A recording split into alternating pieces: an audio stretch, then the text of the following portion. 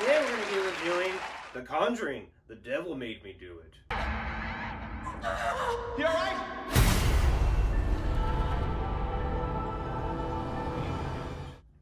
Alright, ghouls and gals. The Conjuring, The Devil Made Me Do It stars Vera Farmiga and Scream King, Patrick Wilson, and it is directed by not James Wan. And that is very apparent in this film. That's one of the most apparent things in this film. That's one of the most things that stands out the most in this film, is that James Wan is not directing this film. Usually the Conjuring films, well, mainly just the Conjuring films, not the spin-offs like The Nun, La Llorona, Annabelle Comes Home, Annabelle Creation, Annabelle, or The Nun. You said that already!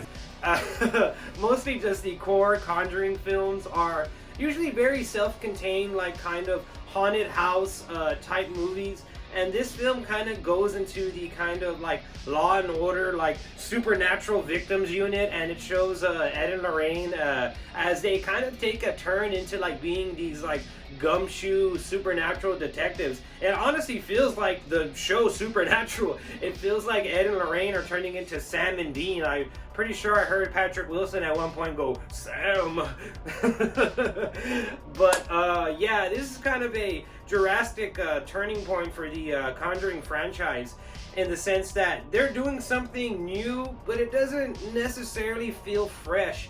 These films, or this film particularly, still falls into the same kind of tropes and traps that these usual movies fall into. Like, for example, they have to go to, Ed and Lorraine have to go to this older, wiser man to get information, much like every other movie that deals with like the occult or supernatural.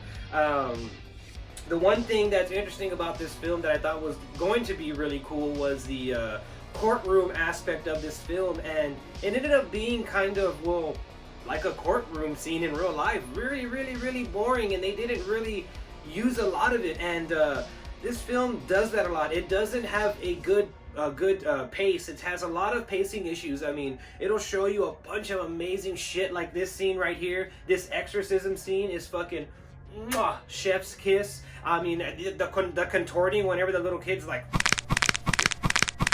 that's fucking awesome. I love all that shit. And there's a lot of cool homages to like other better horror movies. They do a homage to The Shining like more than once. They do a homage to The Exorcist, and yeah, so that stuff like that is really cool, but this film is just, it's very lacking in the pacing department. I mean, like I said, they will show you awesome scenes of action and horror, and then for like 15 to 20 minutes, it'll be like nothing but pure exposition of them being like, oh, well, where could this totem have come from? I don't know where this totem could have come from, babe, but we gotta figure it out. Yeah, we'll figure it out. I mean, contact the local priest and stuff, you know what I mean? And then meanwhile, this guy, Arnie, who is like kind of like the third main character, like he's focused on a lot in this film, but he's not the main character. He's like in jail, like, I'm gonna fucking kill myself, and this witch chick in the background, who is the main antagonist of the film, is kind of like, woo!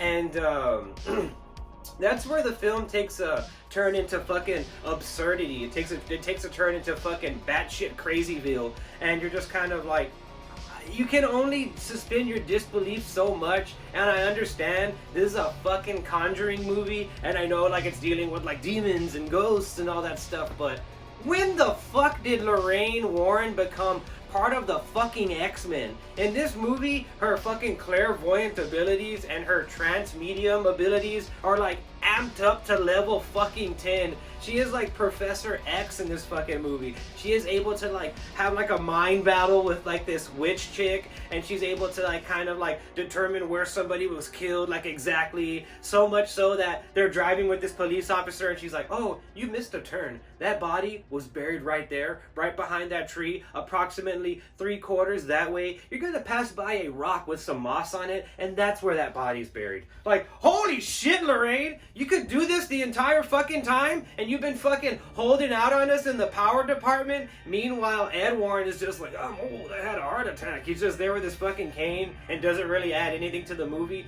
I kind of feel like this movie, or the director of this movie, was like, I like Vera Farmiga. Patrick Wilson's cool, but like, yeah, Vera Farmiga. And I get it, because they don't give like Ed Warren like a whole lot to do with this movie. The whole movie, he's just kind of like, I forgot my pills. My pills. Oh, heart attack. And then like that's mostly like his story arc in the movie. He goes from man without cane to man with cane that has to take heart pills.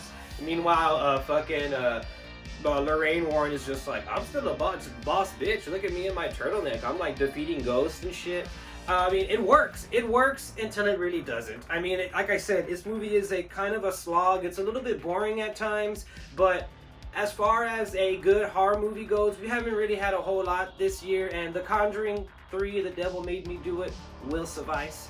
Well, there you have it, ghouls and gals. The Conjuring 3, The Devil Made Me Do It. Should you watch it? Should you go out to the movie theaters and see it? I say yes. But if you have HBO Max, grab a cold-ass beer, some fucking chips, some popcorn, watch it with your special lady and or man, or both if you're in a polyamorous relationship, and sit down and enjoy this fucking movie, because for all the slow stuff it does, there is some cool fucking shit in this movie. Well, I'm Ryan T, and I'll see you in the next one.